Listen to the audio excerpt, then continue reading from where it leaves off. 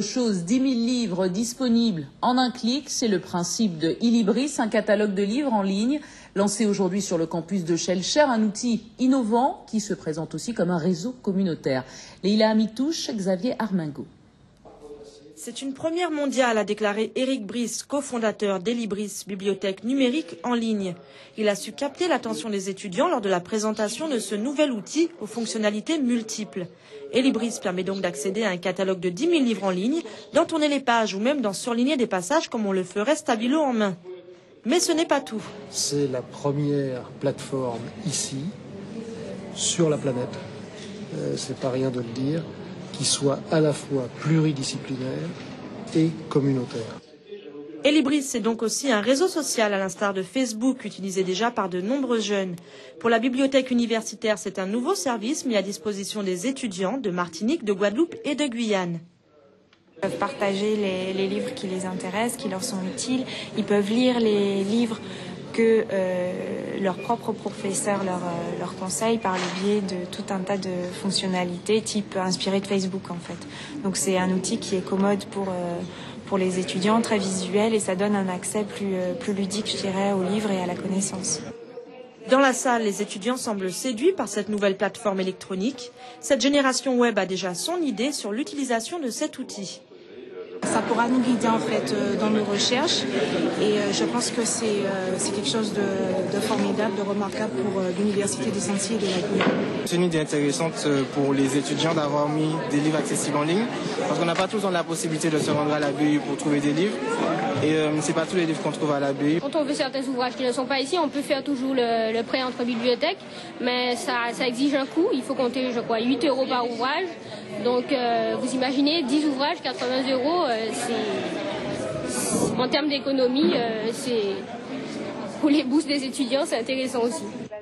Avec Ilibris, fini les retours de livres en retard et les pénalités qui s'en suivent. Plus de contraintes horaires, les livres sont disponibles 24 heures sur 24.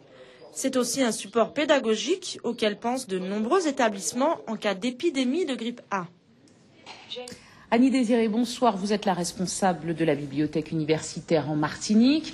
Alors, première question, pourquoi l'Université des Antilles-Guyane a-t-elle été choisie comme structure pilote? En fait, l'Université des Antilles-Guyane n'a pas été choisie comme structure pilote. L'Université des Antilles-Guyane avait un contact avec, enfin, l'université avait déjà un contact avec Éric Brice qui a présenté la plateforme et qui en est le PDG. Et à partir de ça, il nous a présenté ce qu'il faisait déjà au niveau des bibliothèques de grandes écoles comme HEC, donc cet espace de livres et cet espace de travail communautaire. Et nous avons eu l'idée au niveau du service commun de la documentation de l'Université des Antilles et de la Guyane de proposer cette plateforme telle qu'elle est proposée aux étudiants des grandes écoles.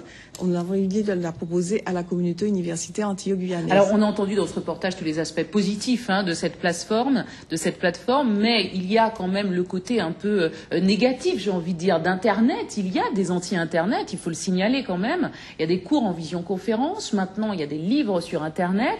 Est-ce que on n'est pas vers l'ère de la fin de l'écrit, du papier? Non, on n'est pas vers l'ère de la fin de l'écrit. De toute façon, ce sont d'abord des livres qui ont été imprimés. Ce sont des livres qui ont été des droits d'auteur, des livres dont les droits ont été vendus par des éditeurs. Donc c'est toujours de l'imprimer, et c'est de l'imprimer qui est mis à disposition d'une autre manière. Bon, ça permet, cette disposition en électronique permet d'augmenter le lectorat, en fait, puisque nous sommes un service commun de la documentation, nous sommes sur 3 départements éclatés et séparés par la mer. Quand nous achetons un manuel, par exemple, on va prendre un exemple, Côte d'Aloz, par exemple, quand nous pouvons en acheter 5 en Martinique, 5 en Guadeloupe, 4 en Guyane, vous voyez, ça fait 14 exemplaires. Quand les 14 sont sortis, ça veut dire qu'il y a 14 lecteurs, point trait. Alors que si on met ce même code à disposition du public via l'électronique, on démultiplie le nombre de lecteurs. Et je ne pense pas que ce soit la fin de l'imprimer, non, loin de là. Alors, il y aura donc un échange entre étudiants.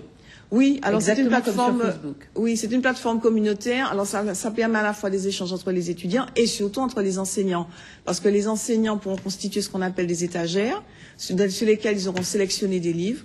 Ils pourront les annoter et ils les recommanderont à leurs étudiants. Les étudiants de leur côté pourront aussi faire des choix, les commenter. les annoter et dire à leurs collègues de la même discipline, bon, écoute, il faut absolument lire ça, etc. Alors, une dernière question, il faut quand même dire que les livres existent toujours, hein, sur le campus, il n'y a pas que... Ah oui, parce que Illibris, c'est 10 000 livres. Ça représente, Illibris, 10 000 livres, représente 10% de la collection uniquement de la section Martinique du service commun de la documentation. Donc, nous avons 100 000 livres imprimés qui sont toujours à la bibliothèque. Et puis, on va continuer à acheter des livres, ça c'est sûr, de l'imprimer, pardon. On va continuer à en acheter de toute façon. Merci beaucoup, Annie Désiré, merci.